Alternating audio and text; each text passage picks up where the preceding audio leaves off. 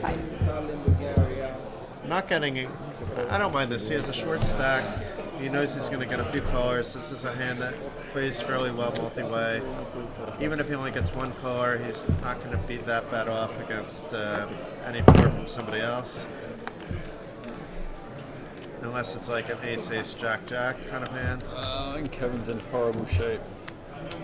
But somehow his equity is close to 50-50. It's like an ace-king, queen-queen hold'em flip, but I don't understand that because I think it's based off the cards the other players folded. I guess. And James flops to world. There's very little that can improve Kevin's hand. The issue Kevin has is that James is going to bet 31 into 254. But James is more than 51, so something is wrong with the graphics here. I apologize. Yeah. James must have reloaded, maybe didn't tell the tell the table, or the dealer didn't tell the operators, but yeah, he definitely bet more than 8 as well. That's a bit more than 8, probably about 50 more than 8. Yeah, it would make sense because otherwise Kevin wouldn't have just cold called if James had only had like 60 quid behind. So. Yeah.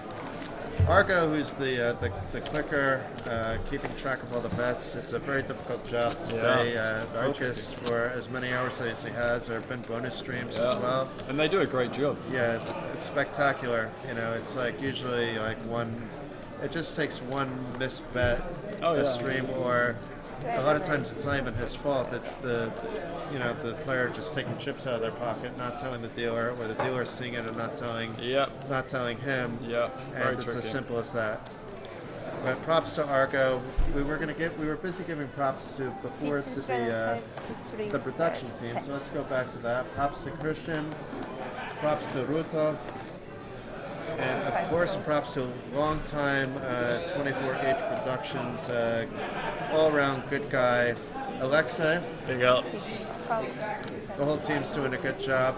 The rest of the production team, we can give them a shout-out before it gets too late, too. We have Ivar's doing the film. We have all the wonderful pictures you see on Facebook are provided by Natalie. Amazing work by Natalie. Quality pictures, very fast. And I see we have a hand brewing, so let's get back into that before we give out more props. Franke back to having fun. Okay. Kevin with a double suited hand, but not much else. And James seems to love the PLO8 hands. I'm still not sure James knows what game he's playing, but I think he'll call. 3 players. Yeah. Or he may pop that shit. That's something that James always says when he's at the table. Okay. He had a t-shirt made that actually said it after we were making fun of him for the phrase. Yeah, not making fun, but using it along with him. Frankie just snap pots this with the second nut flush draw and the blockers to the low straight. Is he going to find a call from anybody? If James still thinks it's PLO8, then James will come in, but otherwise I don't see how anybody's going to continue on this hand. Oh, Kevin's got a sniff with the backdoor flush draw, top pair and a gutter. He has James behind him, and he doesn't really... It's really too much. Yeah, it's a pot-sized bet. Yeah, he makes the good fold. And Frankie adds more chips to his stack. Frankie was being quiet. Either he wasn't at the table for a little while, or he's actually being in line. I mean, that one was a little bit out of line. I wouldn't say post-flop was that out of line, but pre-flop. Yeah, and we can see a new player in seat 7 now. Louis has joined the table. He was playing the Hold'em stream earlier. Very good player. Knows what he's doing. He is Northern though, so you do have to take that into consideration. He was the biggest winner on the Hold'em stream, actually. He was. He got a couple of nice hands in there. Okay, so now it's my turn to head to the ladies' room. I think you aired it out. I'm going to air it out in a different way. I left the window open, so... Okay, see you in 5? Yeah. Very silent, very angry. I don't know why you're so silent, Mr. Vincent. And the thing is, like... Kilbane in the building now. Oh man, the man, the myth, shattered. The legend. How's it been, man? How was the stream earlier? Had you and George ruffling about? It was my first time playing on a live feature table. Yeah. I really enjoyed it. That's awesome, man. You finish up or down? £16 in the red, unfortunately, but I'm sure that I'll bounce back. That's a fist bump there, I think, when you booked to win on your first TV table. No, not quite. I heard it was kind of like a reggae / tight-ish table. Very solid table, some good players on there. I had some aggressive players on my left who were just 3-betting me a lot. It was not an easy game. Yeah, you should come soon. We were going to go to Lanzarote over there. I think Inga's getting out of line, and it is her last day working for the Cash Game Festival, so yeah, I'm not surprised. She doesn't care anymore, she's got nothing to lose. No, exactly. I see that Duncan's just been flopping top sets for fun and just boating up every river pretty much. That's just what he does. I mean, you know, when you've been playing the game for as long as he has, you do learn how to flop top set. Yeah. Or just how to like hit flushes. Yeah. When the other person's got top set. It's something you pick up, you know. It takes time. But I'm still working on that part of my game. I am training. Well, it's okay. This is interesting. James is getting stacked because Kevin doesn't lose these spots. And the rap on a monotone flop in PLO is 22. just a fist pump shove-a-rooney. For sure, Frankie. Frankie, I don't know what are you doing, Frankie. Frankie's got bottom pair, and that's what all he's got. You're good for a little while? Yeah, I'm good, man. I'm good. I'm just trying to work out why Frankie's in the hand. Well, He's got 2% next to his name. He's It's hard to ever work out. blocking the rap. He's like, yeah, I got the full. Come on. Okay, he's in. Kevin's about to pot it to 22 times 3, 66 plus the 138. 148, I think. Raise. And Wilson's gonna be put in the bin. 140, alright, that'll do. I guess actually Wilson's just gonna make an easy fold after James. You think James is calling or shoving here? He's got a shove, right? You can't Oh, look at his flatten it. stack, yeah. And then Raise only. it's got about 400 in front of him, though, to be fair. James isn't all in for 225. That was 3 pink chips plus 100 in reds. So this is like another 1k. Okay. Wow. And with the amount of dead low cards, you've got to like Kevin here. Yeah, that's a very good point. There's a dead 6, 2 dead 4s. 2 dead 6s. Yeah, 2 dead 6s. What's me? So he's looking for a 5 ball. Or an ace. There's 2 dead aces. So you're drawing very thin. It's 2 dead 4s, 2 dead, so there's 2 4s, there's 2 6s. Yeah, the aces are all gone. Oh, sorry, no, there's 1 4. We can't remember what people thought of pre-flop, but 1 4, 2 6s. what, 3? There's 3 4s right here. Yeah, so there's 1 4 left. Oh, okay, left, right. There's 2 aces left. There's 2 6s left. And 3 5s left. He's got like 8 outs twice. Yeah. And he's got no backdoors as well. no He's got no backdoors. backdoors whatsoever. So these are the types of pots that I tend to lose when my opponent's got like 8 outs for about 1k. Yeah, there's 400 there. Yeah. Can he do it? If he does, I'm going to have to go over there and ask him to teach me how to do it. Wow, he does it. Can he hold? Does Kevin have the redraw? Oh, yeah. No. Oh, what a line. Teach me how to run like that, man. There was 1 6. Oh, no, there wasn't 1 6 left. Yes, there was. Is there 1 6 left? Oh, they're running it twice. Okay. Oh, okay. Kevin locks that one up straight away. Fair play. You're happy with Jones, aren't you? The only man in the world who's happy with Jones. Apparently in combo. So, this is your first Cash Game Festival? It is my Yeah, first very good, CGF. very good. Good fold. Wow. After being on the home rail for a couple of stops. And you've been here for what, about 2-3 hours, and you've already called it CGF, so that's basically part of the team. I'm a reg. What can I say? You're a Cash Game Festival regular now. Good fold. Good game, sir. Happy? Good fold. What else could CGF stand for? Check, flop. Give up. Yeah, and I dodged. You noticed? Cryogenically frozen. I dodged. Grapes. I can't even think of any poker tips. Grandma. Who's got an idea in the chat? CGF.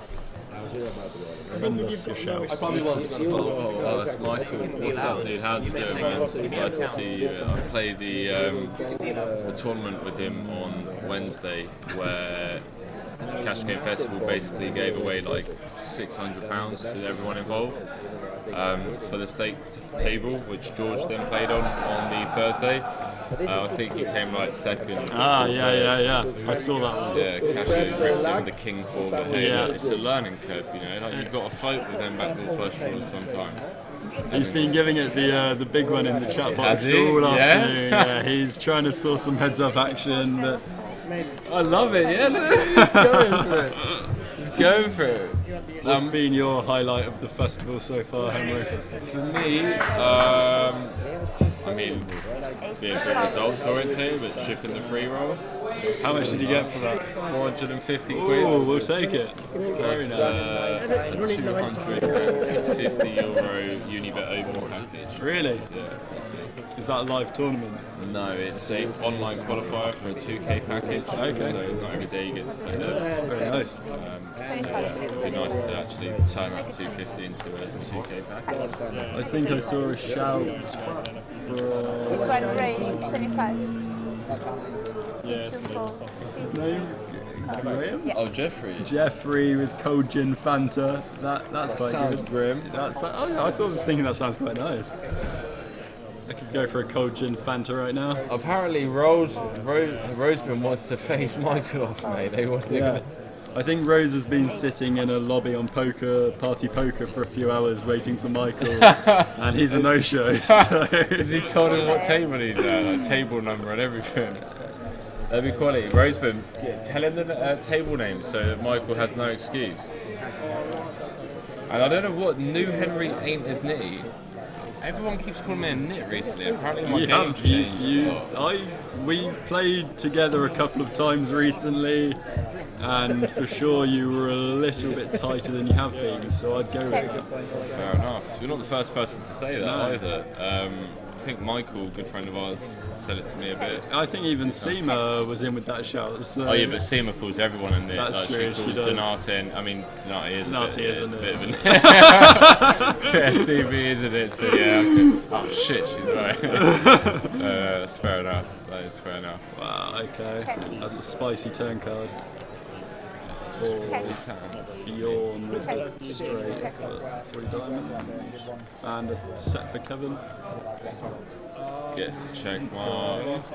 Bets 45. And Kevin's going to fold bottom set. No, he does check. Check. Showdown, please. Do you go for something, Danny, here in the Michael pot? There's already 127 out there. Straight. I'm probably content to check call this one. I mean, you're Oh, what are you getting called only by getting this called by one? the lowest straight sometimes. 7, 5 deuce. 5 deuce. Yeah, so. And by like baby flushes, like, I don't know, 8 deuce or some shit. You might get even small flushes to fold if you. How is this free roll bubble taking so long to Jeffrey? So is there 17 left? And is Metal Face still in it? Because if he is, he could be in contention to win a package. Apparently, you get loads of experience if you fold every hand. I think he's talking to Jeffrey though, because Jeffrey, if you type in Jeffrey's name, some commands. I believe. Is that Rose needling Jeffrey or me? Oh no, Why, Jeffrey. why are you in there? I don't know. I folded a few hands earlier. But I don't think so. Straight Oh, on or needling you. Yeah, see, when you type in the command for Jeffrey's name, it automatically comes up as the biggest nit of the Cash Game Festival. Because he is literally Really? the big, yeah. So Metal Face is sat to my left. Frankie getting boisterous over there. We'll be seeing that on the stream in about 20 minutes. I think it's because he's locked up the trophy and the package to Sunny Beach. So, Oh, really? yeah, something like that. So I think But if he loses some hands now, isn't he gonna lose the lead?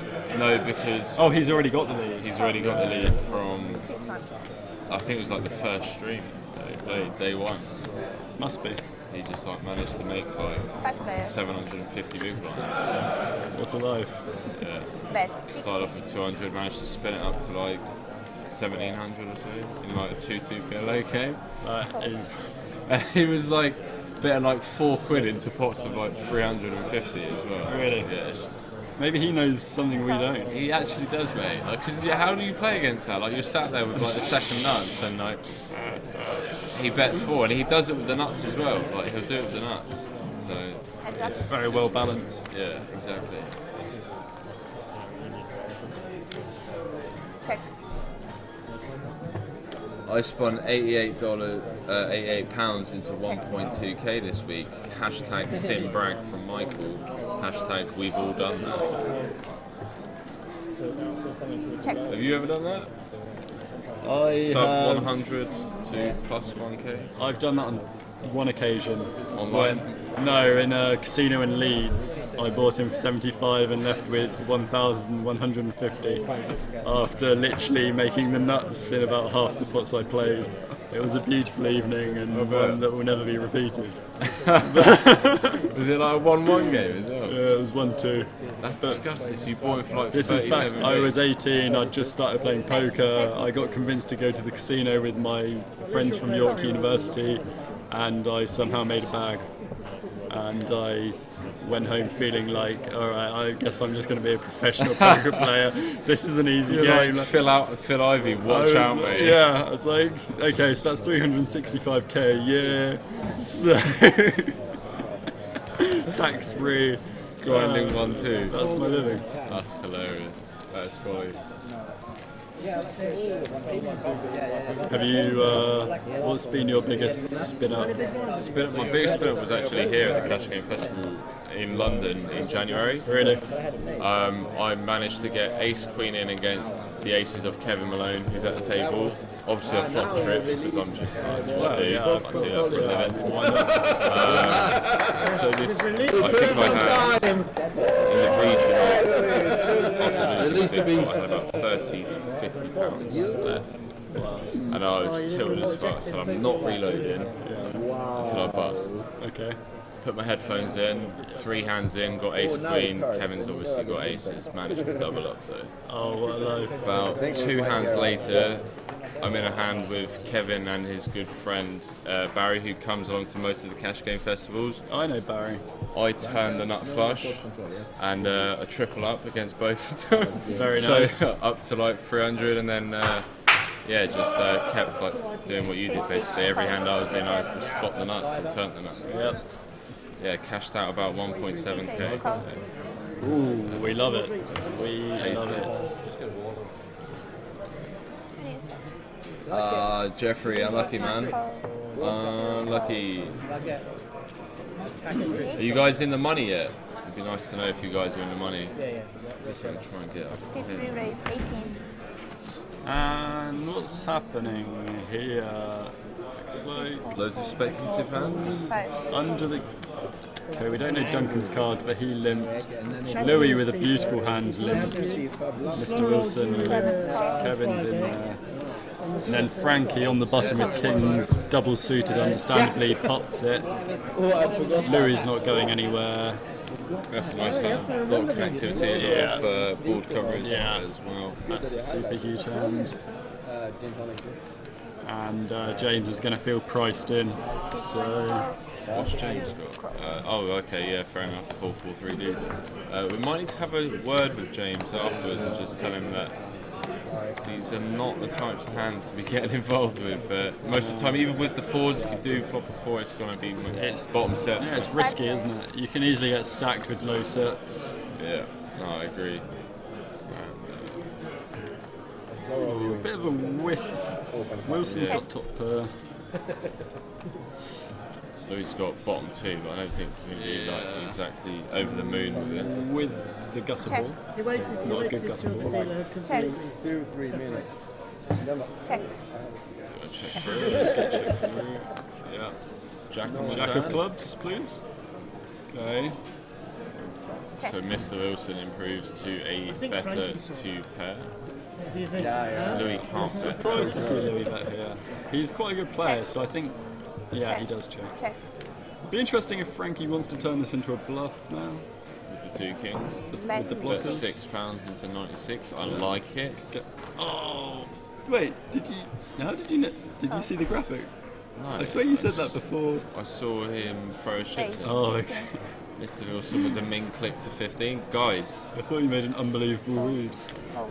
if if you want to know how to play PLO, this is it. You need to, Frankie, very profitable player. he's up chunks at the moment. He's Yeah, in for like he 200 up to 737 and Jack on the river. I'd have quite liked to see Frankie three bet the turn to try and rep King Jack. Played quite a bit of Mr. Wilson. I don't know if George told you about our game yesterday, but he's a very sticky player sometimes. It's so weird because there have been hands, he was on the stream yesterday where he was making insane folds, like folding like second nuts Really without Check. even So really please. like thinking about that much. Yeah. But then like yesterday, I don't know whether it's because we were quite drunk and he just thought Two pairs on 10. he just thought we were at it the whole time because me and George had had a few drinks. Pairs ace. But like every time me and George were potting it, like he was in there with like Not getting anywhere. King 10 3 on like a Jack 8 7 spade board. Or Yeah, something. yeah. Like just like it was Giving really you no weird. credit. And I think George sent him to the showers a few times over that. That was a weird session to be honest. We've seen a redistribution of the chips. Frankie has lost about 500 in the last half an hour, New dealer. but he's very happy because he's locked up the package.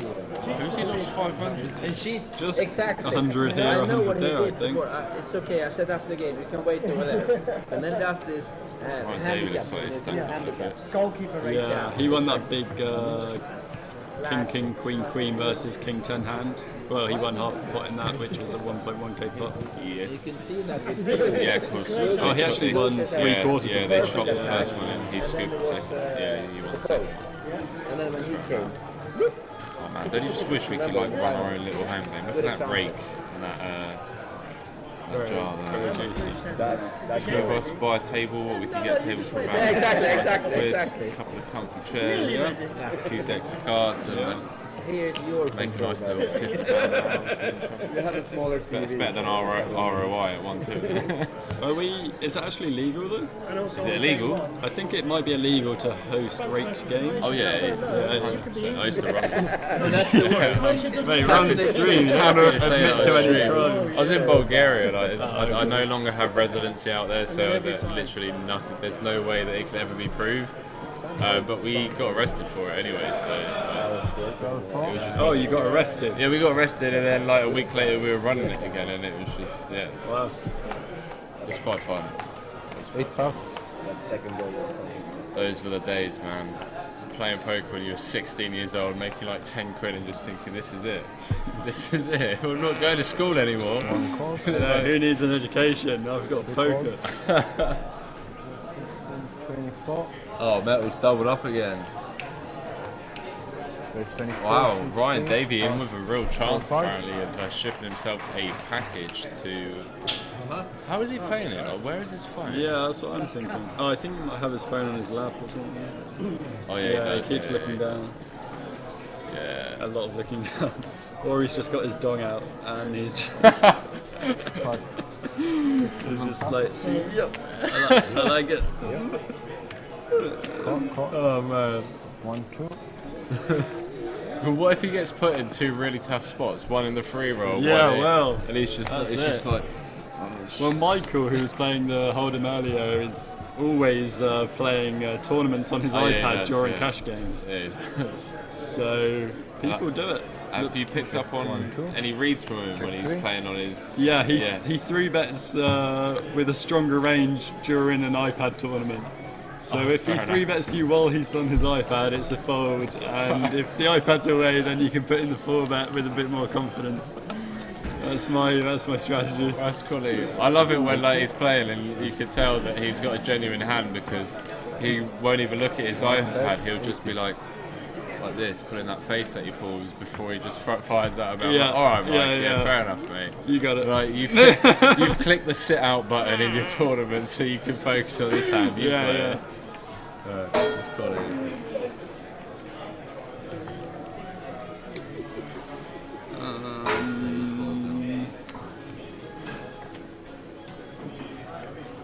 Kevin making an extremely optimistic bluff here with 0% equity. It's got fire over it, right? But he is blocking the nuts slightly. That's the one good thing about this bet. And he does have a club blocker. But trying to get James off of 3 pair is not an easy task. C2 raises. James has raised it up, man. Is James putting a raise here? 160. Wow. And that's gonna... I've... the min raise as well. Right? Yeah, recently me and George have tried analysing spots where you think it's super obvious what the person's going to do, and then they fold.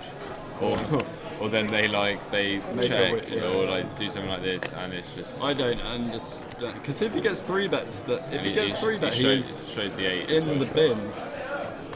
Yeah. But hey, worked out from this time. Yeah, So, it was a nice play.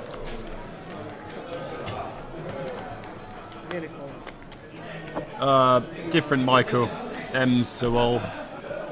This is Michael Rolt, who was playing on the Hold'em stream a couple of hours ago. And also FT'd the GUKPT, came third for 14.8 I think it was. Yeah, he got 13 or 15, yeah. Very nice result. Bubble's just gone in the free roll, so best of luck to everyone still in and battling it out for that package. And as you can see Ryan there, looks like he's still involved. He's doubled up a few times. Is that the end of the... Are you finished? Oh, you're still here? Nice. 8 calls. What? Oh, you've changed the game over there? Yeah, it's what? a 4-5-6. Oh, nice. Good luck. 1 calls. Yeah, more action, more plus. action. That's going to make our job in the booth a little bit harder. No. 12. It's after the stream. Okay, cool. Yeah, that would have been fun, man. C3. C4 Do you know how many hands left, mate? 5 calls. Let's see what Louis got in this 6 hand. calls. 7 calls. Oh, this is the hand that we're sweating with you. Oh, this is a sweat with This Louis. is a sweat with Louis. Yeah, but you're the only player whose cards we can't see. Nobody sent me the email. 7 pairs. If you want to know how to burn chips, make calls like Ryan's, make calls like Kevin's, and set against set, it's going to be absolute showers. Oh, yeah. That's how to make bottom set and get stuck. Bjorn's got an open-ended straight draw, along with some backdoor flush draws. Is Ryan getting it in here? That's 84. I mean, there's 84 in the pot already. Like, Yeah. And there's a lot of straight draws out there, but it's also so likely that one of the other 6 players in the pot has a bigger set than yours when a lot of money goes in. no, it's not good. Okay. He's reaching for pinks. He's made a raise, hasn't he? 4 calls. No, it looks like Mr. Wilson's donk led for 84. Yeah. Ryan's cool. Yeah. I think Bjorn's going to call because Bjorn's just ballsy as fuck and doesn't care. And he has a better percentage than Ryan does with set. 5 pass. He does let it go. 2 draws to the nuts for... Oh, okay, Bjorn folds. It's up. Slightly nitty fold from Bjorn. Louis hasn't called it, right? Oh, okay, yeah. Louis has folded the gut shot. 8. Okay, that is going to save Ryan some money. Bjorn would have turned the nuts if he. Oh no, the second nuts if he hadn't. This is why I don't like this flat from Ryan. Like, Checks. there's 252 in the middle. Mr. Wilson's got like what, a 1.5 SPR behind. So what card do you want to see on the turn apart from like a deuce? And that's just going to go check, check, and Ryan's got away with one here. yeah, for sure. For sure. 4 checks. But by the same token, I'm Showdown. not going to fold Ryan's hand 6 ways pre-flop. Trees. Wow. And Jeffrey saying LMAO Pokerloose, David Peters became the first elimination from the 2018 Big One for 1 drop, having lost just under 2 levels with a 1 million price, equates to just under minus $8,500 a minute. That's disgusting. That is. Losing $8,000 a minute, Yeah, right? that's crazy. That's pretty insane. And it looks like we've got Ash in the building, dead on the turn 90. Oi, oi, it's the boys. And thanks for tuning in, Ash. Always lovely to have you in the chat. It'd be great to get you down to one of these festivals as well, Very Unit. But, hey, Very good decision. we understand why when you got sharks like Very good Paul decision. showing up, Michael showing up, was driving all the way waiting down for from this. Reading. I understand why you decided to stay at home, mate. I hope you're well. I think we've got about, what, 3-4 more hands? Yeah, not long now. Can we do a threesome for the front? We can. I'll let you finish off the shoe match with you. Say goodbye to everybody. I will. No, I will. I'll come back in. But Falls, man, thanks for having me, and great job today doing the commentary. Cheers, Henry, you too. I just wanted to come back for the final few hands. We'll get Henry back here. Maybe we get George over here as well at the end, so we can all give a proper send-off to everybody that tuned in to us this week. Do I get the trophy? Blind Ryan race. with a nice hand here. Jack 10, 10, 7. The Jack and 10 of hearts. He's going nowhere in this hand, and the hijack. It's not live. The print is on it. It's just a matter of whether he calls or raises. A call is fine when it's got so many straddles. Yeah, of course it is. It's playing like a 10-20 game now. The only true straddle super. Duncan is maybe going to call because he's won quite a Not that I bit, would and take it up. he's in position on the button. Maybe I will. He is. He does the 4 does suit up his king a bit, but Six otherwise Gets rid of he it. normally calls. doesn't play those hands. 8 pass. Louis with the mystery hand calls from the small blind. Kevin's never going One anywhere with much of his holdings. 2 calls. James thinks he's playing PL08 again. C3. And Franke is probably going nowhere with his mystery hand as well. Check. That. He's just checking These are now, some which is questionable pre-flop Flop holdings. grabs. Let's see what the flop brings. smart. Franke's the only one that's okay because he just checked. Yeah. He was in I like Louis' the last hand. straddle. Okay. 7 checks. So right 1 now, checks. Franke has a huge lead in the hand. We have no idea what Louis 2 has. checks. 3 checks. It's 4 checks. checked around, which is fine. Franke's not that strong. Ryan picks up a 7 little checks. bit of equity 1 Oh, check. no. 2 checks. 3 because checks. some of that is blocked, obviously, by Ryan's going to bet Franke. it, which you can't really blame him either. It doesn't look 7-5. like anyone's got an ace when the flop and the turn gets checked to him. I wonder why he's showing him with just 5%. Maybe 7-5. there's something off here because he's the only one with the flush draw in 1 this pass. hand. Yeah, that that's, should be that's higher. weird. That's very weird. He definitely has more than 5% equity here. It's probably closer to 15%, maybe a little bit less because some of the cards help Franke fill up. Just every heart that's not a 8 or a 5 has been full. There's only like a That is couple of live possible. hearts left. Pass. Okay. That's certainly possible. C3 calls. And Franke obviously coming along That's here. Yeah, he's got a lot of boat draws. Oh, and a Oh, quad draw. quads. That's nice. 4 checks. He's probably not going to get much value from his quads. He did check flush himself, and that's not even really there. I suppose he could get Okay. a 9-9 or an 8-8 to call a fair bet, but it's just too thin, and then you put yourself Wait. in a Maybe I tough wouldn't spot, get it. especially against Franke, The who can best part repot is it with that I anything. Duncan for real. No, you don't have to be here. Another check then. Do you read a new book? So it looks like they're having the fun with the straddles in the final hands. I don't snore too much. You get really horny at night. And How do you Bjorn know? with the You're mystery married. hand. I think he's going to fold these 4 unknown cards. Straddle 20. One rapist. Sit 4. We know them now, so he's definitely folding. That's an absolute horror You show. realize that It's a it's James so Sim cool. special. James would be Pass. all over that shit, but It's so rigged. Duncan, He's- single suited ace, and Completely the same he is in the cutoff, but this is not a hand he's normally playing. yeah, with a double straddle on, he After that, no. triple straddle on. I'd be surprised to see him come along, but Or, I've seen worse plays, but just knowing how Duncan plays, I don't oh no, think he's coming in. it looks like a raise as well. Yeah, Plus 7, 8. Okay. 60. Yeah. All right, Duncan. I stand corrected. Fair enough. You have some unpredictability in your game. Kevin is going nowhere. He's No. very predictable. Any 4 will do. Come on. His predictability that makes him unpredictable. Like you never know what he has. We always know what he has, but the Wow. James should probably just be ripping this. 2 calls, 3 calls. I'd like to see James rip. Okay, he just calls. I should fold.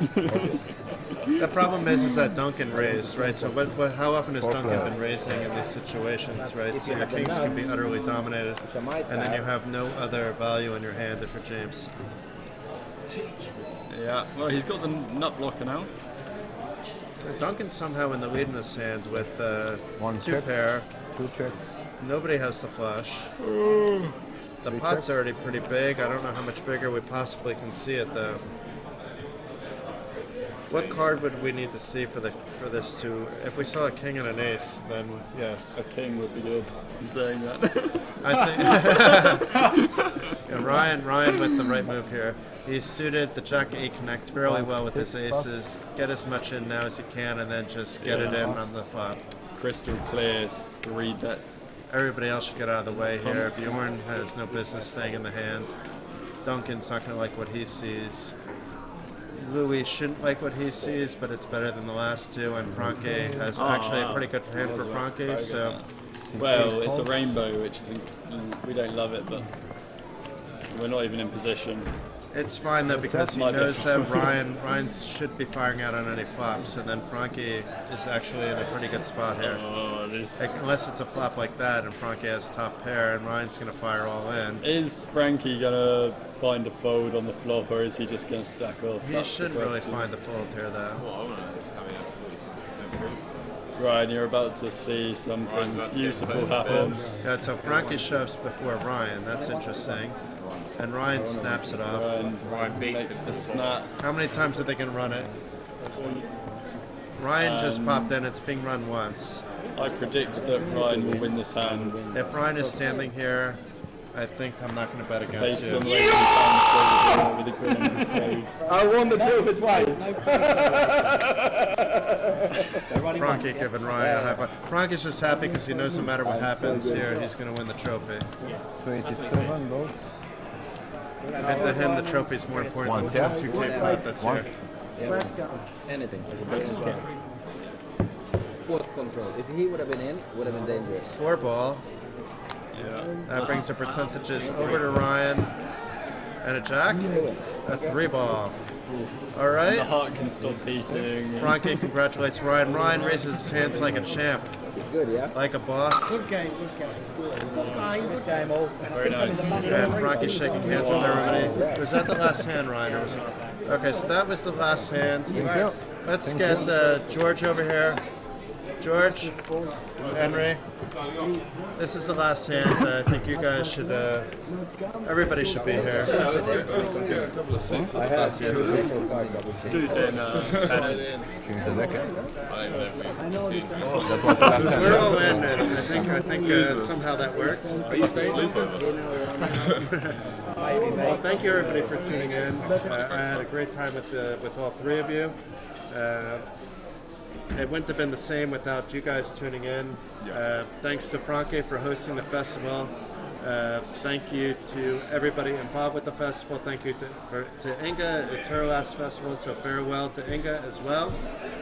Yep. And pleasure working with you guys. Absolutely, and bigger and better things to come. Certainly, it looks like a bright future for the Cash Game Festival. Looking forward to joining you guys in the next stop, man. So, awesome. Cheers. And one last thing. Special thanks to Unibet Poker and to 32 Red Poker for being valued partners of the Cash Game Festival, for hosting free rolls all week long, and Big for shout out to providing Nick. quality players to Nick, to Kasha. That's class. And we are going to have a special guest on right now, co-founder of the Cash Game Festival, Franke. And welcome, Franke. Thank you. Thank you. Great session. Thank you. Where's the camera? It's Straight ahead. Straight ahead. I asked for my second trophy. I think that's super cool. Jon Kytte, I'm after you. Now we're 2-2. I will win. Whoa! Fine talk during this Cash Game Festival week. Thanks very much for tuning in, guys. It's been a fun-filled 5 days, and we will see you Sunny Beach, the 8th to the 12th of August. So thanks very much. Peace. Cheers, guys.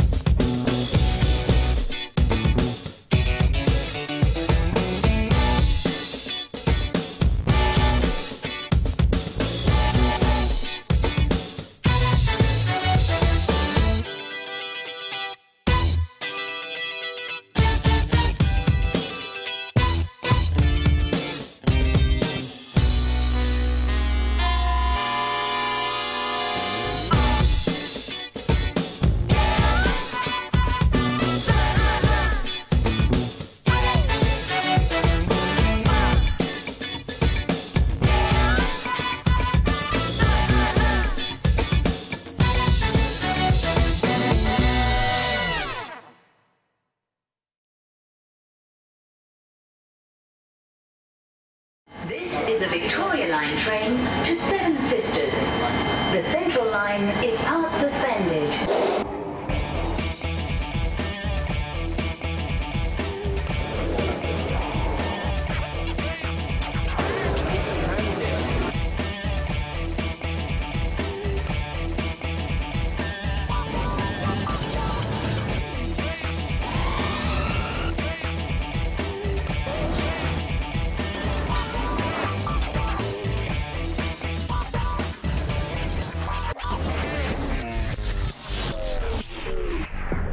Cash Game Festival is one cool concept. Everyone's been raving about this for a while. As you can see, all the tables are full.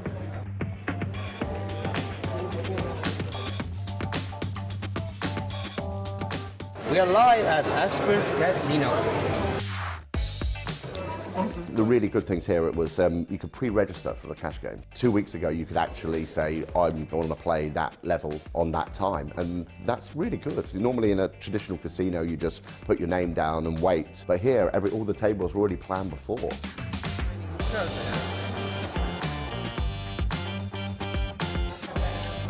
So this festival here is very wide and diverse. The game changer. Big bits, who will win?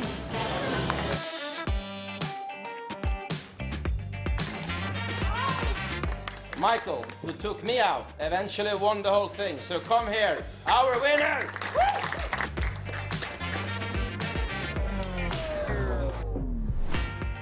Cash Game Festival is all about you, the poker player, who loves the game of poker but are tired of playing tournaments. But here, the cash game are like the only thing going on. The cash game is the main event. This is a fantastic idea. There's more action. Come on, show us a ridiculous plan. You have to be careful in this game. It's giving players the options to play at whichever stakes they want and an environment. Since the Cash Game Festival is such a fun experience, it's cash game 24/7, it's parties, it's everything, I would definitely recommend going to Malta. Huge party town, have lots and lots of poker action. Come on, Em, get in. Good luck to everyone who's trying to qualify online.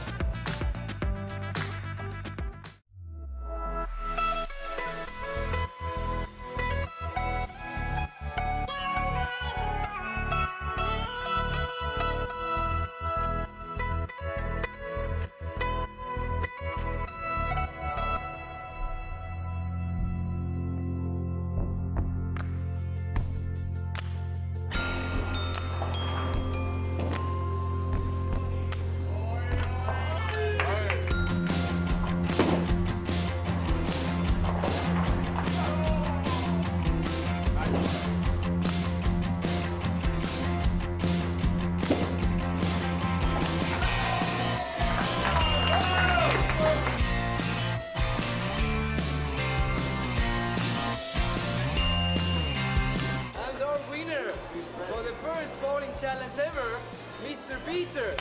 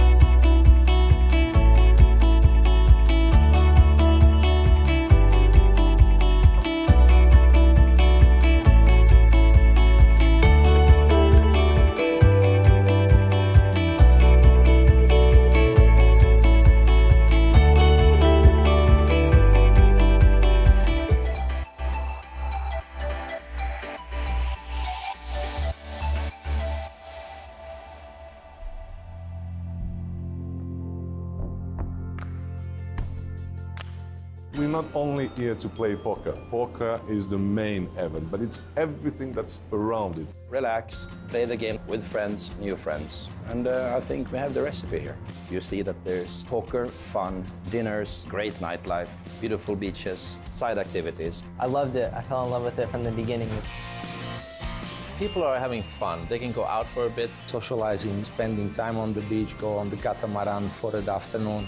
Spend some time in the sun, come back and play as long as they want. And they're usually having fun. It's a much more relaxed atmosphere. That makes it a very good excuse to go on a poker trip, because it's not just a poker trip, it's a vacation as well. Meet, have fun, just enjoy life.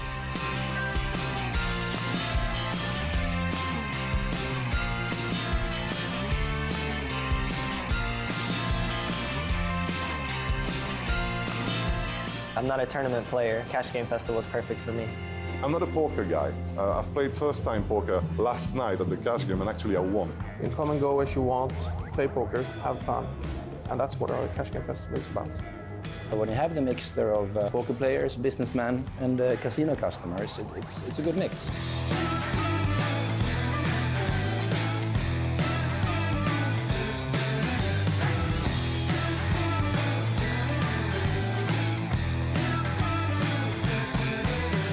All the people that were there could tell you something new is happening.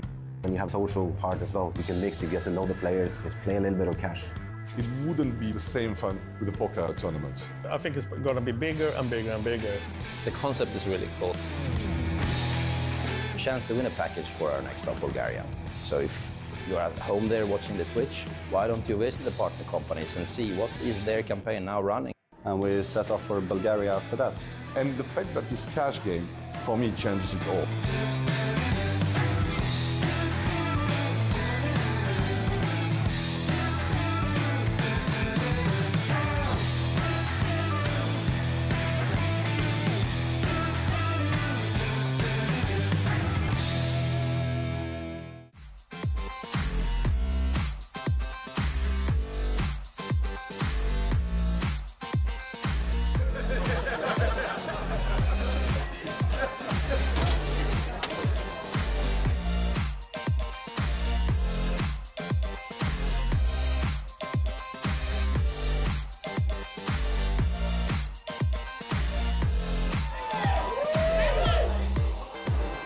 Guys, we are in London. You have still time to come here, register yourself at Asper's Casino.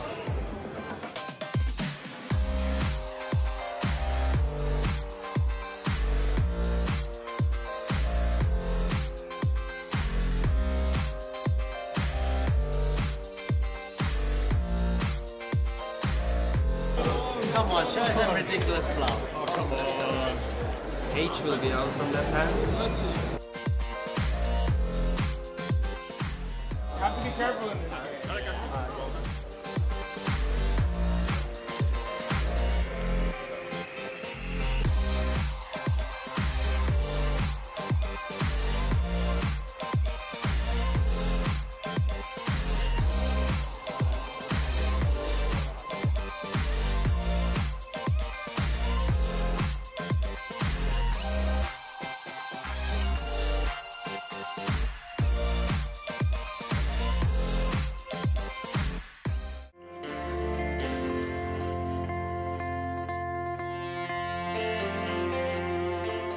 I came to the Cash Game Festival about 2 days ago, and I find this event really exciting. This event is famous here in Bulgaria. All the poker players know about it.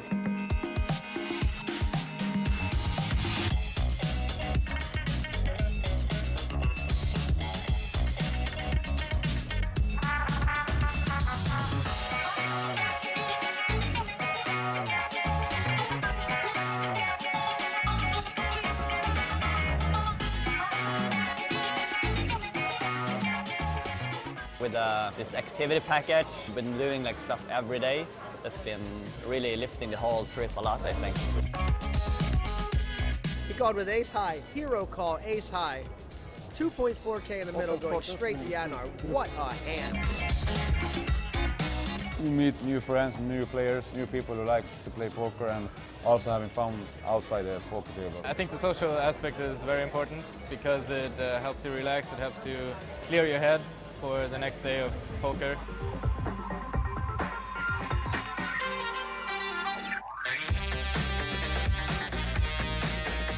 We're just having fun, sailing out and jumping in the water.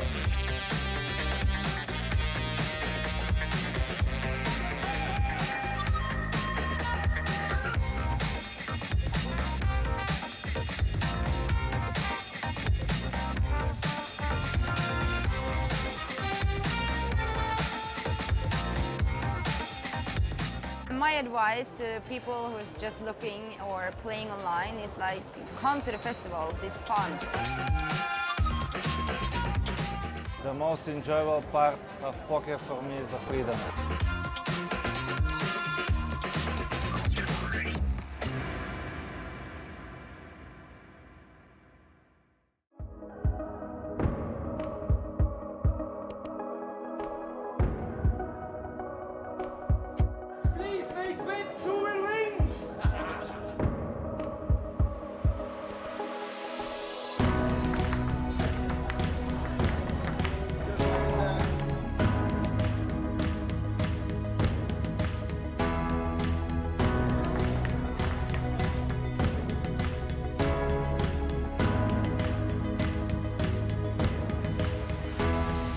We just finished the first Cash Game Festival ping pong tournament. Yes, 6:30 at the casino, the poker room.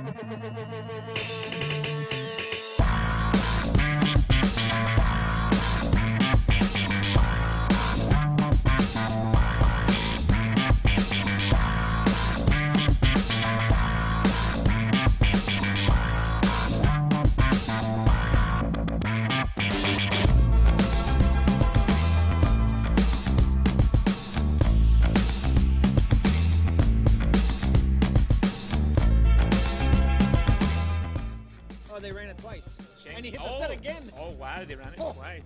Savage. Absolute savage. I mean,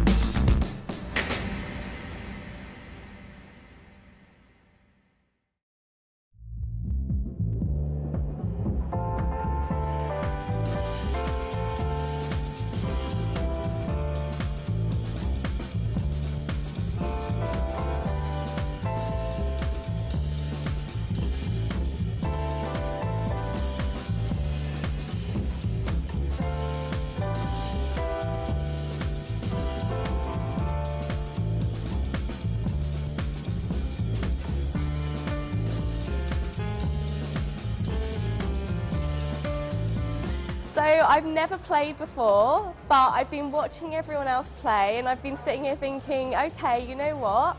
I'm going to give it a go.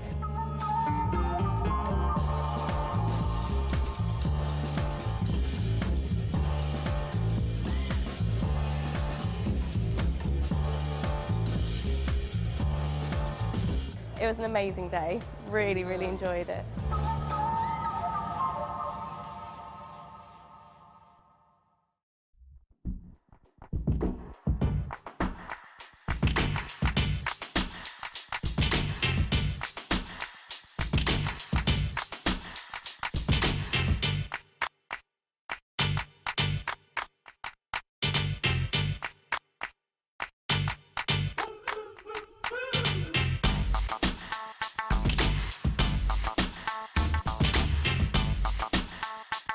Rhino actually has less than pot behind here.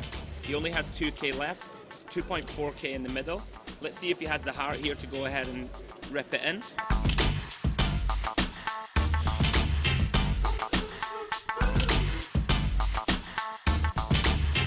So Chuck actually up 5.1k now. He has doubled his starting stack. Very nice evening's work for him so far. I have really liked this so far, so I'm definitely trying to make the room and the money to come here.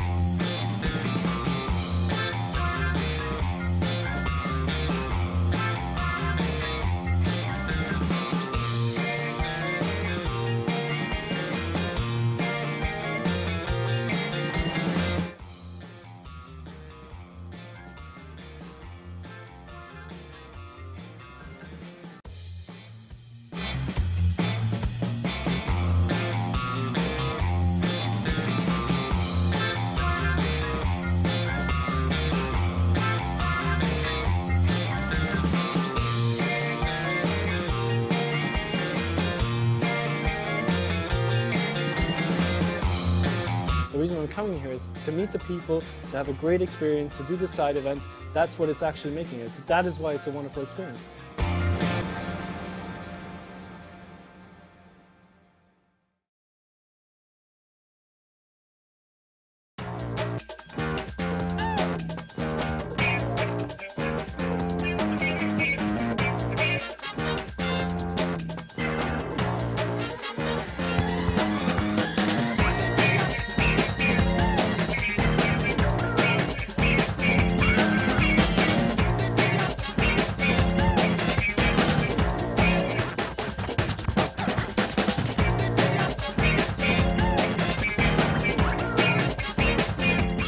With the cash game, you can sit down, you can play, there's an activity, you can get up and you can take a break. If you have a great table, you can also decide and keep playing.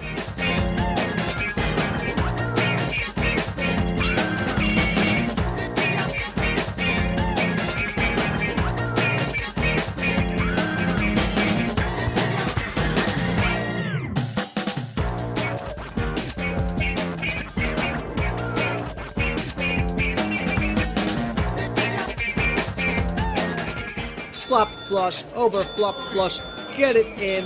Oh my fucking god. That was a big pot for a 1-2 table.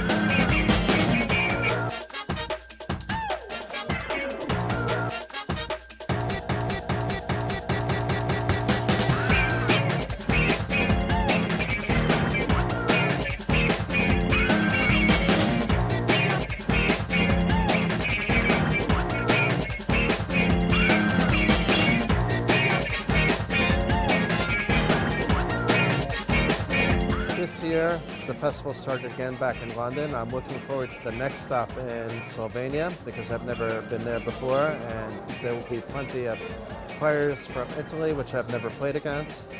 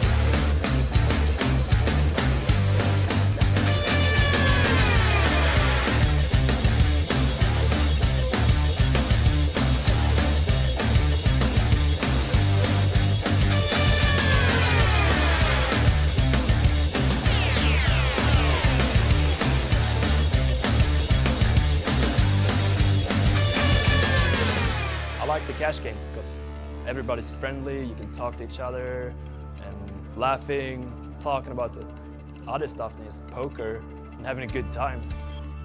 It's amazing people around here, so good. I haven't experienced something like that for a while.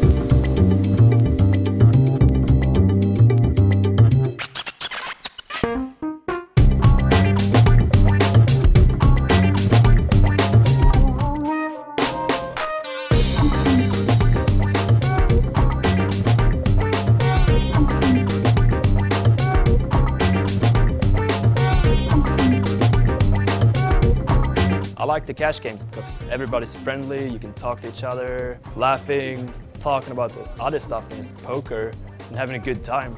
You should definitely visit Cash Game Festival if you like to play cash game, have a good time, have dinner with good people, meet new friends and play cash game. Who doesn't like it?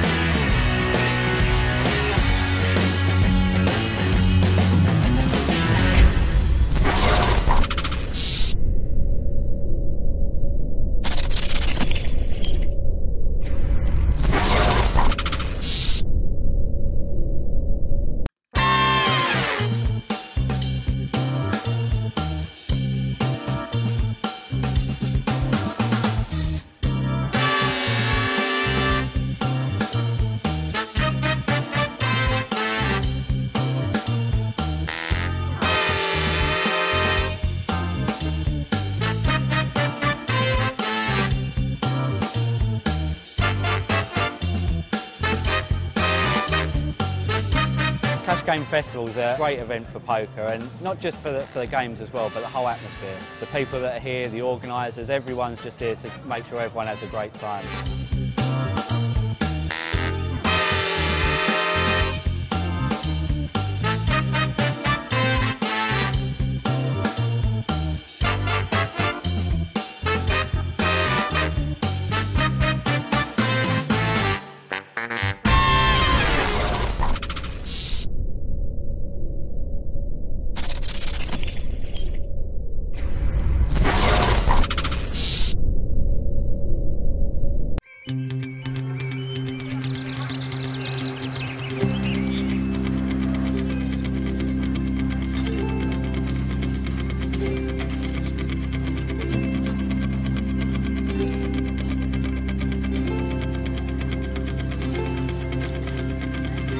Cash Game Festival is a great event for poker, and not just for the games as well, but the whole atmosphere. The people that are here, the organisers, everyone's just here to make sure everyone has a great time.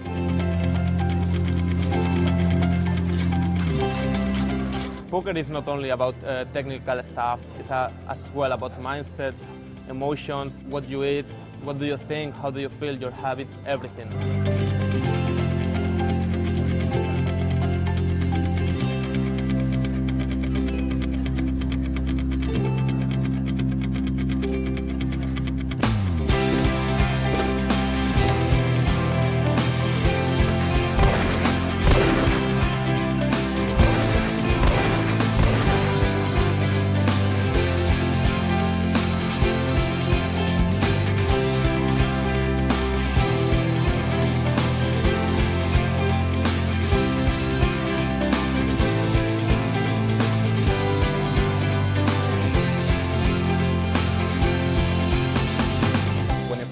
This Cash Game Festival event, you have so much freedom. You can play just a little bit if you want, or you can play 24/7 basically.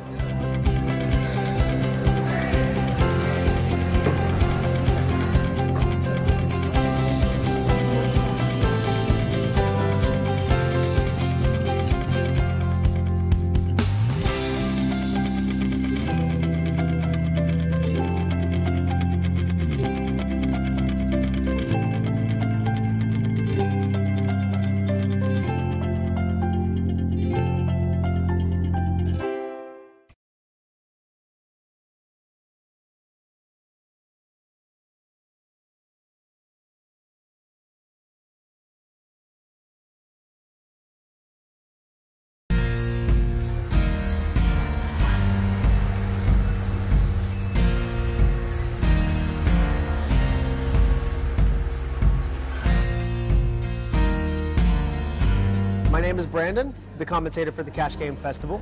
Been with these guys for the past 7 events now. Commentating the Cash Game Festival has actually been such a fun hobby job for me. It's like, I don't know, going to insanely awesome places like Gibraltar. Gibraltar is absolutely beautiful. Like, this place is like no other. I've actually had a lot of opportunity to have some of the players come and commentate with me this time, which I really enjoyed. It's always nice to get a real player's perspective. I've also been inviting a lot of people into the booth with me who are actually in the Twitch chat.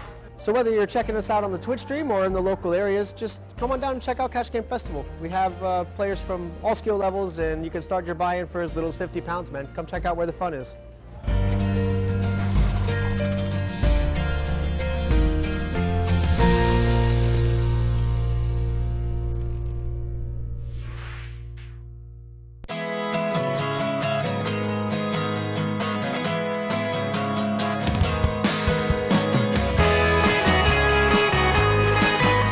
John Scanlon here at the Cash Game Festival. So we're here in Gibraltar for day 2 of the Cash Game Festival. Today we went and we watched some whales. Unbelievable, the size of them, really, really amazing. It turns out today on the poker tables I was the biggest whale of all.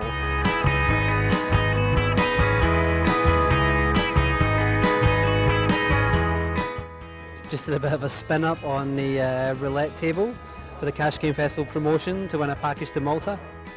Off to bed, had a fantastic day at the Cash Game Festival here in Gibraltar. If you're not here, you need to ask yourself, why are you not here? Sunshine, great drinks, great poker, great parties. Get a flight, come, join us, let's play.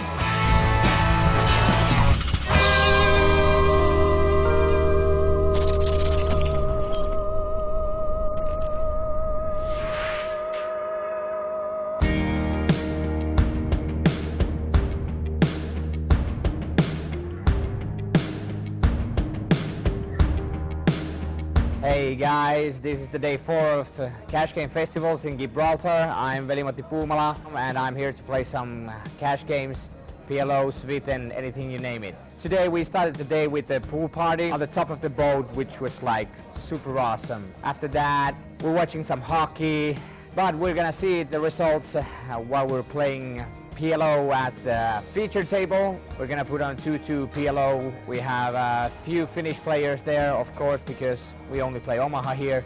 After the feature table, we're gonna have a party, like a real party. We're gonna go to the club next door there and we're... To call. Free pass. 4 pass. 5. 6 pass. 7 call.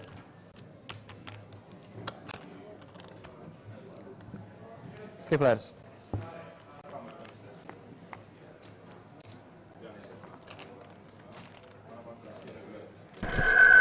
So you heard nothing that we said. Welcome everybody. This is Jason Glatzer from Poker News. Welcome, welcome. And sorry for the echo there, but once again, this is Jason Glatzer from Poker News, here with George Sanford from the Cash Game Festival for some 2-2 PLO action. Absolutely, fun-filled day of PLO, and we've got a 5-5, which potentially could get bigger stakes later on. Hold'em game for you as well. So a lot of fun-filled action going on. A few familiar faces. You'll see Kevin, mainstay at the Cash Game Festival. There with the 32 red patch in seat 7, and he's also playing one of the 32 red package winners, Edgar's. So interesting turn of events here. Kevin's turned himself the queen high flush. Looks like he's going to try and trap Edgar's into making a bluff at the pot. Edgar's rivers himself a very small amount of showdown value with the jack, but lo and behold, Kevin had turned the nut card for him. He turned himself a set and a flush, so pretty tough to beat that one. And Kevin's going to scoop that first pot on your Cash Game Festival stream today. So apologies, we had some technical issues. Jason's going to be telling us about his involvement in the Cash Game Festival. I'm sure you've all seen him before. Yes, this is, I believe, my 17th Cash Game Festival. Wow. 1 as a player, 16 with Poker News. Normally, I'm doing a bit of Facebook Live, a lot of blogging, and coming on for these 10-minute stints here and there for commentary. And now that Poker News for this festival is also co-hosting the commentary, I'll be in and out. Yep. I believe Henry will be joining in a few minutes, and I'll let you two carry on for about an hour. Yep. And then I'll pop in with one or both of you for the remainder of the way. But we'll be if you have any players that you want interviewed, let me know. We'll definitely be interviewing some of the qualifiers. We'll be interviewing Unibet Ambassador Estonian Jesus sometime during the festival. And Edgar's we've interviewed before, so we're going to try to get a fresh interview with one of the other 32 red qualifiers as well over the coming days. 3 of them on this table as well, and we'll get that information to you very shortly about their backgrounds and bios as well.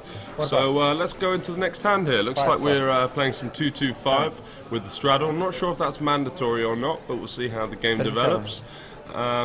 David has raised an unknown hand, and it gets to Finn in the small blind, who's got a very premium hand, double suited aces, just about as good as it gets. Is he going to be sneaky? I mean, you have to 3-bet, but you could be sneaky. I think so, yeah. I mean, they both are very deep, but with the straddle in play, they are only 100 big blinds effective, so you want to be able to pot and get as much money in the pot as possible to reduce your stack to pot ratio.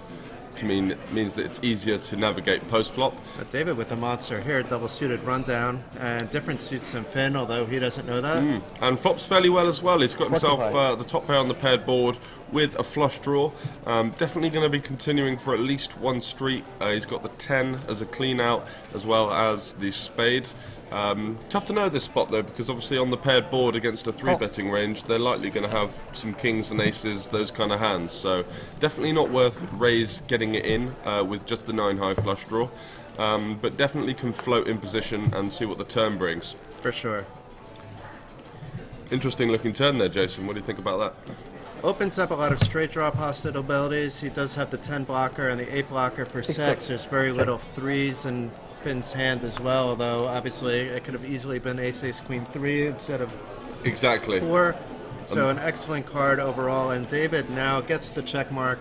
He may want to proceed with caution. He should though pop in a bit of a value bet if it's checked over to him. But Yeah. I'm fine with it. I'm fine with just a call when it's when you're bet into. Absolutely. Quite a thin value bet there from Finn, thinking that his aces are best. It's going to be tough to get a call from just a naked 10 on that board as For well. sure. Would have preferred to see a 2-barrel and then a decide on the river, as opposed to a bet check bet line that can only, I think, get called by a better hand. But interesting to see.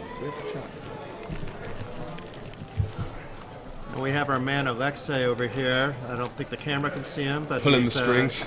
pulling some strings for us, giving us the Absolutely. best experience behind the booth, and for you guys as well. Yep, and I think you can see that David's got himself off to a nice start. 500 was the max buy-in, so he's already up 164 pounds. Kevin, nice little profit to get things going after he turned that queen high flush with the set. He makes a nice bit of money there as well. So it And you doesn't can look like see- anybody probably bought in for under 100 big blinds. I know Eggers has 150, but we saw him lose an early hand. Yeah. So I'm guessing he bought in for 200. Yeah, that would seem fairly standard. I think in PLO the stack sizes vary a lot more as opposed to No Limit Hold'em, where most people play the standard 100 big blinds. In PLO, some people like to get in the action for a short stack and make sure they're sort of in the middle of a loose aggressive table. Or you could play quite deep if you're very comfortable post flop. But as you saw there with the aces, a lot of tricky situations can emerge. In Hold'em there, you'd be betting 3 streets quite happily. In PLO, you know, you could have a 3, you could have the 9-7, you could have 10s full. It's so tough to navigate, and it really does take. It's quite a fine art. For sure. Here is we saw you 20 We saw minutes us ago. in the background, yeah. I think it might have been you with Henry, because it was 20 minutes ago. I was That's at right. my computer 20 minutes ago. Dawdling around getting things ready. And as we go to Nice another hand hand. for Duncan. That's a standard raise. Duncan was on the feature table yesterday. He was playing rather tight, I would say, but He was, yeah. a tight, aggressive style. Yeah, I played some PLO with Free him bet. last night as well. He seemed like he definitely knew what he was doing. Played a couple of interesting He pots. was mostly a Hold'em player when we first started Cash Game Festival. This, What do you want? when we first came to London about 2 years ago, and over the past Free bet. festival or two, he's Yeah. moved on to PLO, and he shared with me that he just loves the game and has been studying it quite a lot. Yeah, and I would agree with you there. I think that a 70 lot check. of players have started to realise how quickly Hold'em is progressing in the current age of YouTube personalities, Twitch personalities. Everyone's learning so much that there is now a gap in the market to get yourself some relatively soft PLO games in, especially online and live as well. Definitely the same stakes PLO is nowhere near as difficult as the same stakes Hold'em from what I've seen. The one thing I've noticed about Duncan, though, is I don't think he's fully used to the fact that of having 7 4 pass. cards and remembering what they are. Because Yeah, from he's the few just- players that I see that holds it by his chest, Yeah. he does have it removed away from the other players, and I think if the player on the left or right were in the hand, he would do it a little bit differently. Yeah. He is a smart player, but it's an unusual thing. It reminds me of like the 5-card draw home games. Yeah, it looks like years a ago home where game, you're doesn't just, it? Yeah, someone sat smoking a cigar with their sort of cards like that. It's definitely not what you see from a professional player, but if that's the way he's got to do it, then fair enough. So 55 of you have joined us. Welcome to the Cash Game Festival live from the Aspers Casino in London. Make yourselves known. Let us know what you think of the hands. If you've got any feedback for us as well, be interesting to hear from you. And I think I'm in for one more hand, and then I will be back in about an hour. You're going to get a treat with Henry and George, the dynamic duo together. We'll give it our best shot, absolutely. Looks like we've got another straddle going, and that's been a mainstay so far of the game. So it looks like a 2-2-5 with a semi-mandatory straddle. Edgar's even chucking the straddle in with 150, so he's he's come to play, that's for sure. Yeah, he likes to have fun. Exactly, yeah. I And think he's the other 32 red players, the other 2 6 bucks. aren't as experienced live as Edgar's has become. Edgar's Yeah. obviously got his experience from Cash Game Festival, though. He's won 8 packages and just keeps coming, and before that he shared he hardly played at the casino. And the bright lights of the Cash Game Festival, he's very much well adapted to now. So He good to loves see. being on the featured table. Absolutely, and a Guinness in hand as well.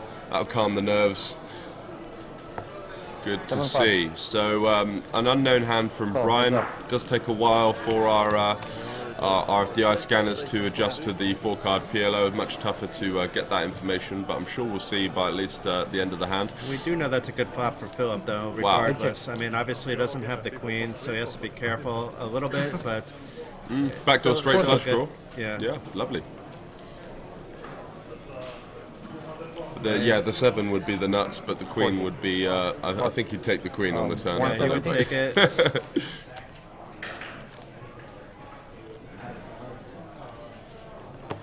And we can get an idea of what Brian's range is, maybe based on what he's doing. Brian's also holding his cards in the air. 152. Yeah, I played with him last night, and he was doing that the whole time as well. Good fun player, we had a good laugh. And looks like Phillips has committed himself to that pot. A very shrewd move, I think, with the backdoor flush draw. You block a lot of the straights that the other guy can have as well. So, and you also apply a lot of pressure to hands like overpairs and just a jack. You know, it's tough to continue in those kind of situations with no reads early into the cash game. So, very good move there from Brian. So I'm going to sign out for a little while. We'll get Henry behind the booth, and see you all in about an hour. Absolutely. Leave this here so people get away. Yo, yo, yo. Yo, yo, yo. How have you been doing? Absolutely good, good. So we've got stacks on the table there in C3. Give yourself a little intro. I've just got to get some information for us. You DJing away on? Oh no, you're working. You're working. Yeah. Okay. working. How's it going, guys? Thanks very much for joining us for day 2 of the Cash Game Festival. We are live in Aspers Casino.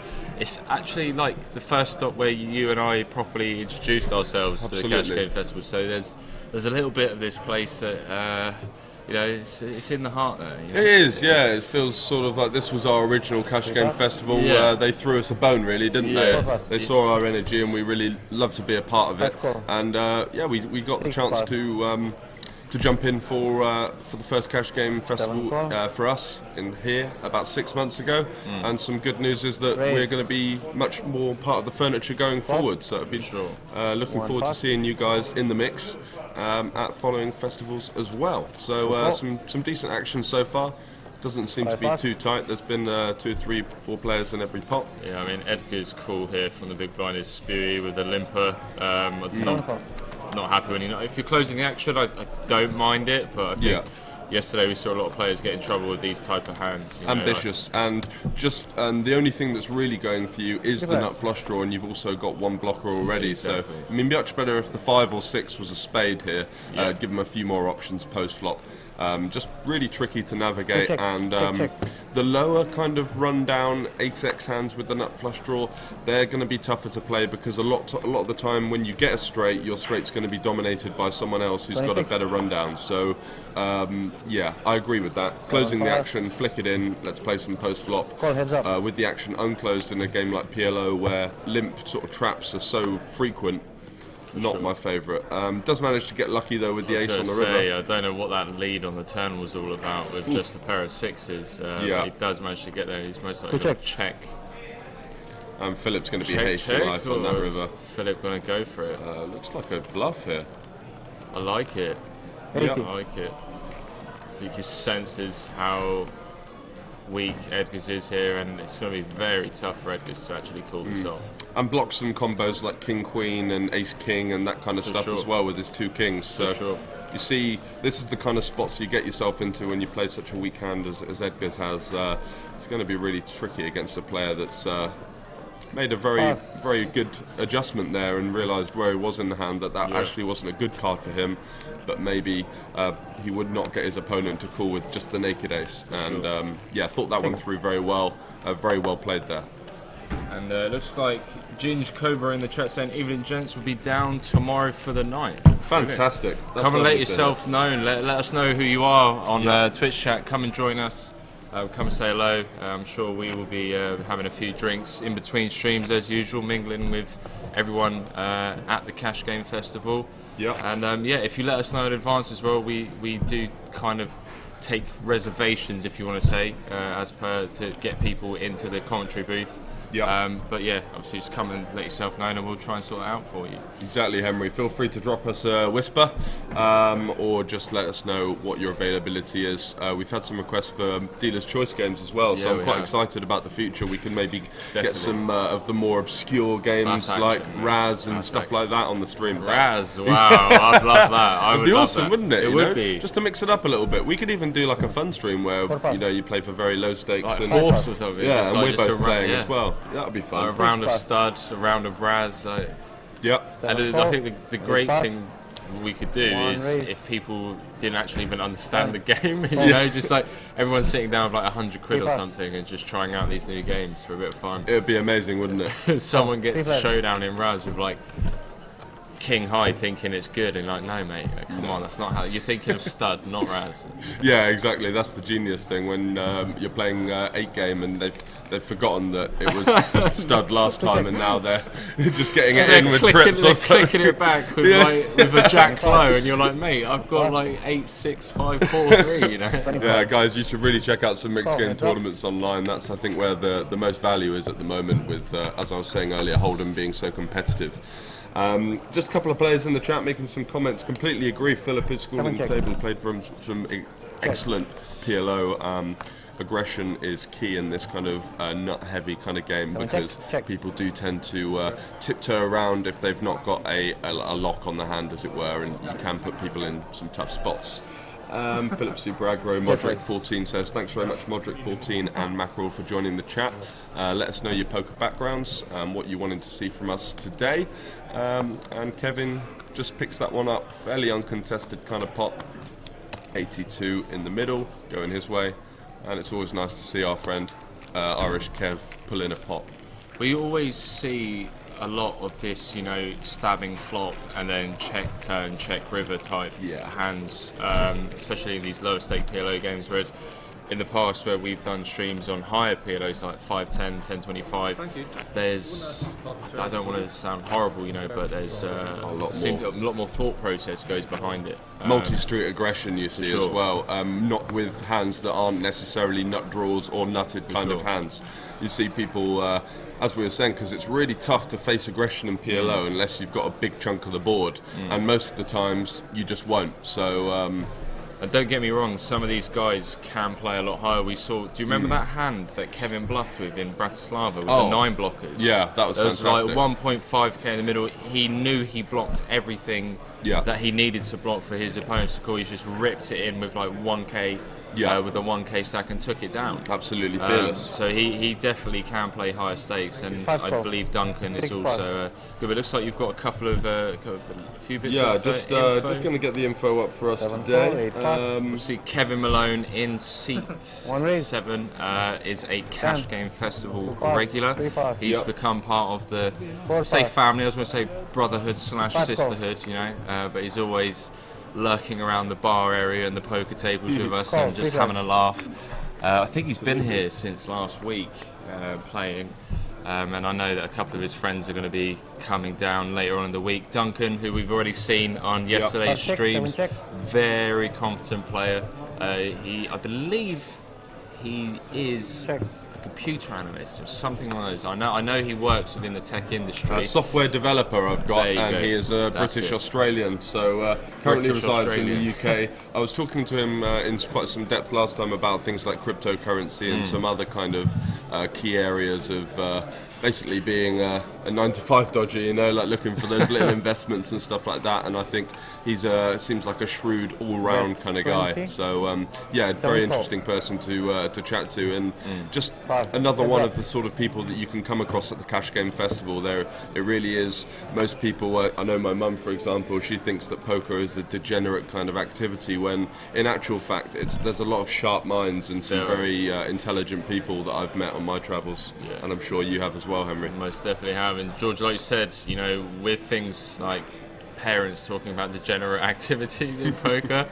that's why I love the Cash Game Festival, because it portrays that there is a lot of like thinking that goes behind playing poker. It's not just getting blackout drunk and partying all the time, although that is something that a lot of does poker come players into do. play. Yeah. It's not something we shy away from, but behind closed doors there's a lot of studying going on. There's a lot of simulations that obviously you and I run, just going over like board textures, hand ranges, just similar things like that. Absolutely. And Duncan, with spiking that interesting card, the 7 of clubs on the turn, pulls in maybe a smaller pot than he could have with the amount of outs that Kevin had.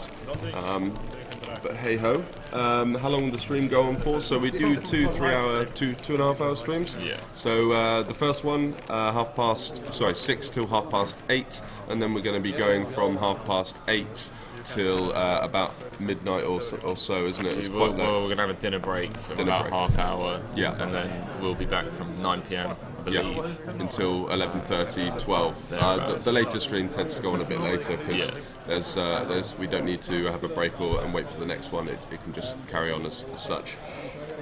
Gets to that time of night where people just want to keep playing and nobody wants to go home. So. No, exactly. Got loads of people in the chat. So I'm going to assume that Modric 14.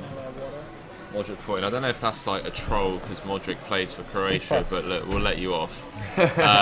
Modric 14. Do you know Philip then? Have you played with him before? Have you got any history with him? It might just be an observation and a bit of love for Philip in the chat, which sure. I think very much justified, seeing by the way he's taken the bull by the horns in this game so far.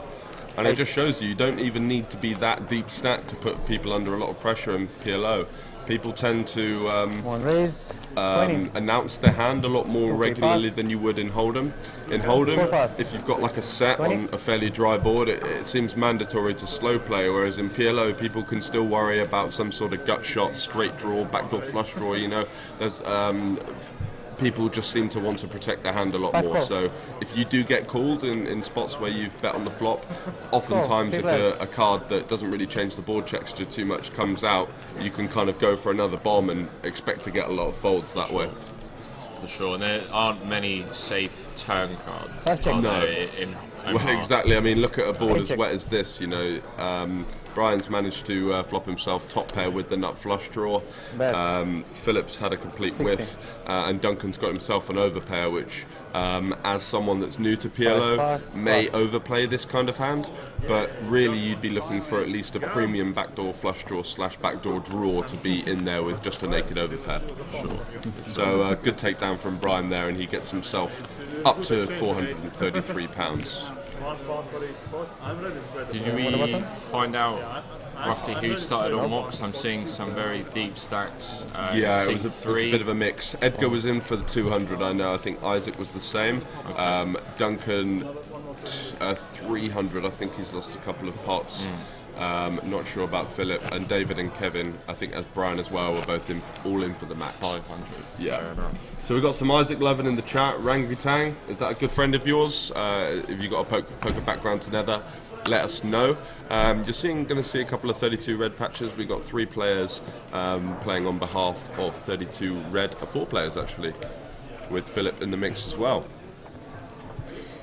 Today we do have a free roll for you guys on Unibet, bringing free rolls for you all day, every day as part of the Cash Game Festival fun. We will be releasing that password later on, so do keep your ears and eyes peeled on that one. We're going to tease you with that one for a couple of hours before. We're going to dangle the carrot a little bit. Yeah, you know. I'm going to be playing in it as well on the side. We're going to have the laptop up and let's see if we can have some fun in that. And you never know.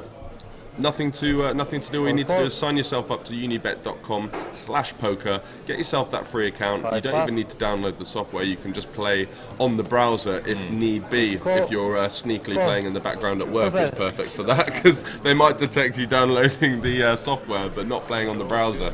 So got to keep your wits about you. And yeah, good way to build up a bankroll out of nothing, I think. Sure. Great flop for Isaac. That's a rare thing in PLO to have the check mark on the flop. 7 check. So he's no overpairs to contend with, no 10s to contend with by the looks of things, although David's hand is masked so far. So if we see some action out of him, could be possible that he's got himself the 10. I like betting here as well. I don't like to play these kind of 35. the smaller full houses, I don't like to slow play them at all. I think if anyone's got a 10, you're going to find out on the flop when you bet. And it looks like David's got a bit of a decision to make here. It looks like he is tanking, so it might be that the sweat with David is going to be quite interesting. This deep, with Isaac just having 151 behind, I think you would want to be committing your stronger 10x hands if you've got an ace 10 or a king 10. Sure. Those kind of just got to go, because he could have a 9-8-6, you know, and you know maybe he's turned even more straight outs on this kind of turn. So 75. I'd flat hands like 10-7 as well as some like Jack 10 and hands like that maybe you've got some straight blockers with. He just gave Isaac's stack a bit of a glance there. He kind of like leant over to see how much he's playing, and doesn't look like a man. Poker face, doesn't it? It's like, oh, should I call? Should I not call? I wouldn't be surprised to see him with. Didn't look like a man that was considering folding. I thought it might even have quad 10s and just might not know how to play it. Potentially. So or maybe he's find out. Setting the trap. Can have 10-5. That's if a Isaac tricky leads, card for Isaac now. Yeah, if David leads now, it's just a gross after spot. check calling flop and check calling turn. I wouldn't be surprised if he just has an absolute monster. Yeah. Wow. Isaac is going to go for the jam, and he's asking for a count. No snap call, so maybe it is like the king 10, jack 10 type hand, like you mentioned, like the ace 10, king 10, jack 10. Doesn't look overly happy. It looks like he's in a bit of a tough spot with maybe a raggy 10, maybe like a 10-9-8 kind of hand. I feel like he would have committed that on the flop though. So he might even have a hand because it's such a small bet at this point where he's got like queen 9-8x or something like that, and he's just not really. But I think facing this line, you're going to be up against at least so he did have a premium 10 there. House. And tough caller for him. Oh, he had aces by the looks of it. Ace, jack 10. Yeah, which did certainly limit his options as he could only hit 2 aces and 3 jacks. Sure. Nice value bet. Nice value bet from Isaac there. When your opponent hasn't donk shoved for just the third pot, showing some realising that a lot of the time they're just going to have the naked 10 as opposed to a better hand is very good. Can lose to 10-5 that might check the river, but you know, probably would have committed all of the chips on the turn. Cool. Isaac looks like Durr, and after scooping that pot off to a great start as well, stacking chips like your man Tom Dwan. Modric, he played against Philip in Hold'em before in Ireland, never in Omaha. His friend Big Al, sounds like a character, doesn't it? Big Al is a very capable Omaha player, so obviously Philip has been talking some hands with his mate. Big Al. He sounds like the type of person to like stake you for a game, and then you go broke, and then all of a sudden you get him put in the boot of a car. Yeah. He's got a knock at the back of the casino, and it's just like, wait, we had a deal. Like, reminds me of the guy from Toy Story, you know, Big Al's Toy Store or whatever it was. Oh yeah. The one that's like always tweaking with. And he Woody was a bit of a shady mofo as well, wasn't he? Big Al, I hope you're not watching. If you are, look, we come in peace, man. Don't know where I live. My name's not actually George, no problem. Last future, will Brandon be back one day? We had a lot of love for Brandon yesterday as well. I don't think he's been in part of the furniture for about 3 or 4 cash game festivals now, but he's got a young family. He does. Obviously, travelling for him is a big issue with a young family. Yeah. I think he just kind of, you know, on mutual terms said, look, I want to focus on my family time. I want to focus on something more permanent where I'm not jet setting all across the globe. Fair enough, you know, family priorities. So I do hope that he will obviously come back and just join us for a festival one day though, but for the time being he isn't going to be joining us anytime soon as far as we know. Unfortunately not, but we wish him all the very best, and definitely an influential and well-respected member of the Cash Game Festival family, and the love going 4 or 5 festivals onwards for him just shows that. So Edgar's has flopped himself the absolute joint here. Quite like his sizing because doesn't need to go that big. Bets just under half pot. Or is the pot included? Or that's on top of the pot, so the pot was 34, I believe. Yeah, so he does go for half pot to leave himself, you know, roughly half pot if called, which I quite like. Very speculative call here from Duncan. Okay, I appreciate you got the backdoor clubs, but you haven't really got anything else going for you. Yeah, and you look at Edgar's stack, and he's only got 61 left. So you know, what does he expect that to be happening with that? Like this, and it's going to have to pay him off now. Yeah. Although it does look like Edgar's is slightly deeper than 61. Oh yeah. Apologies. That's a bit more of a reasonable float then. If you think that Edgar's is going to be betting a lot on this board and going to be slowing down maybe with his kind of ace-king, ace-queen, ace-10 type hands where he's just trying to thin out the field on the flop or take it down with the betting initiative. So Edgar's looks like he's gone for another bet here. Apologies for the incorrect stack sizes. He's probably pulled chips out of his pocket and forgot to tell... during the hand after flopping tops there. Sounds like a Big Al move, that one. Well, according to Mackerel 1985, our definition of what we pictured Big Al as is spot on. He's been in the car boot a couple of times. Were you tied up with some rope and an apple in your mouth? That's what we want to hear, the gory details. Kevin Thallam, pass please. Not going to be renouncing the password just yet, guys. Let's keep the banter flowing, keep your enjoyment going. It's going to be like Bratislava all over again, like every second question. Yeah, so just like start banning people. But yeah, but we really appreciate you joining the stream. Viewers going up nicely, so thanks very much for joining us here at the Cash Game Festival. Yeah, it'd be nice to hit that 220,000 unique viewers. It would, wouldn't it? I feel like that is very much achievable. in reach. That is achievable. So guys, at home, if you've got any friends, let your nan know, let your granddad know, let your mum know that, hey, look, come and watch these DJs donk it off in the PLO game. And please do like us on Facebook as well. That's sure. one of the things that we're doing. I'm just going to put our page in there. That will give you updates of when we're live. And also we've been doing a lot of like promoting recently through sites such as UK Poker on Facebook, Ace High Poker, massive shout out to them guys. I think it must have been Sean that was in the chat just now saying hello, so hello Sean. Hello Thanks Sean. very much for joining the stream. Loads of information there that obviously we do promote ourselves, but you know, a bit of additional information. There's also information on them pages about other festivals that are across Europe, so it's just great to be part of like that kind of community where you have access to pretty much everything that's going on within the poker world. Exactly. And further on from that, we're teaming up with Unibet today, and they've got their Unibet Opens, and as well, I noticed there was one in Glasgow, which is a 220 Unibet UK Tour event. So, you know, Unibet offering different buy-ins for different levels and some fantastic stuff that they're doing on the European live poker scene. So it's great to see, and we thank them for joining up with us today. And that free roll password we will be disclosing for you later on, so keep your eyes and ears peeled for that one. Try guessing it. You know, that's what people could try guessing it. Yeah, I think there was a couple of geniuses in the 32 red one last time that would managed to hack themselves in there. Whether they've got some sort of software that can do it for them, I don't know.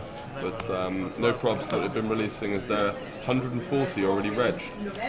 You might be talking about the 32 red free roll. Yeah. The 32 red free roll doesn't have a password. The free roll that we're running tonight on the Unibet site does have a password. Should we give a little teaser of a clue? I've got a good clue that I think I could give away. Okay. So the clue for the password, if you want to try and get in there before everyone else, not that it matters because we'll be giving the password to everyone later on in the stream, is a tournament that is run by Unibet. Yes. So the password is a tournament that is run by Unibet. So you can try guessing what tournament we have elected to use as our password. Absolutely. So Kevin's got Duncan in a world of pain here. Would quite like to see a 3-bet from Kevin, but we know that he does like to play multi-way, loves to play a lot of pots. Definitely got a few tricks up his sleeve as well, so not bad from time to time to flat some strong hands like this, because maybe on king-high boards you can get away with a few more. So interesting flop here. Edgar's comes along from the straddle with just 3 aces and the aces of fair spades. enough. That's not too bad. At least enough. he's got he's got blockers to all of the nut flushes. Well, 3 of the nut flushes if they do come out. So that can come into play. Turn card doesn't really improve anyone that much. Apart from Philip. Oh, sorry. Does he turn the straight? Philip turns the mug's end of the straight, as I like to call it. Yep. So you never really know where you're at. does put out a couple flush draw for Brian as well, who does decide to bet with. Obviously, he does have a straight draw to go with it as well. Gut shot. Yeah, got himself the nut straight blocker as well, which is a nice one to fall back on. Kevin's going to get out of there a very shrewd fold, one that people could easily get sucked into, I think. Let's see, a club on the turn could be quite interesting, and it is a 9. There's the board. So let's see if Brian can find another one here. I feel like the pot's not big enough to get Philip to He was very active last night when I played with him, and not surprised to see him go for another stab here. Are you playing with Brian? I did play with Brian and Duncan last night, playing some 2-2 PLO. 90 viewers, fantastic. That's 20 more than about 5 minutes ago since our last check, so thanks very much for joining us at Cash Game Festival.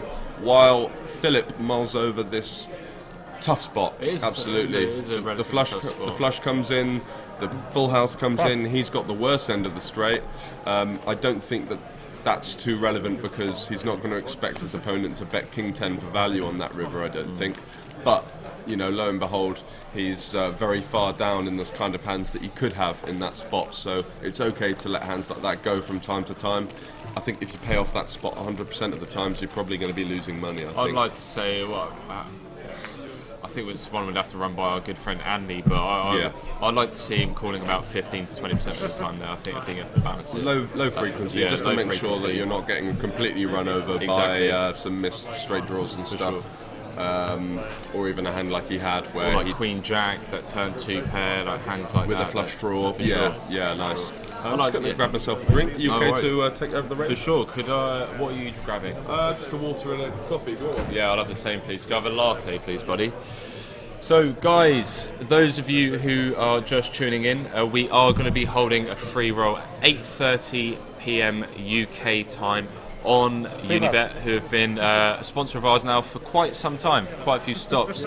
As you're probably already aware, they've ran some €5,000 free rolls for us in the past.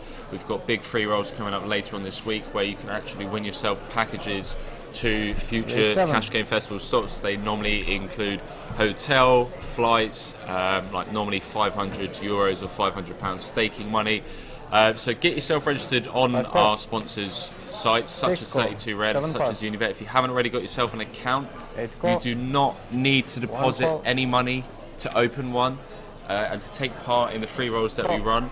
So there is plenty of opportunities there to win yourself a package, such as Edgar's has. Edgar's has now won 8 packages, I believe.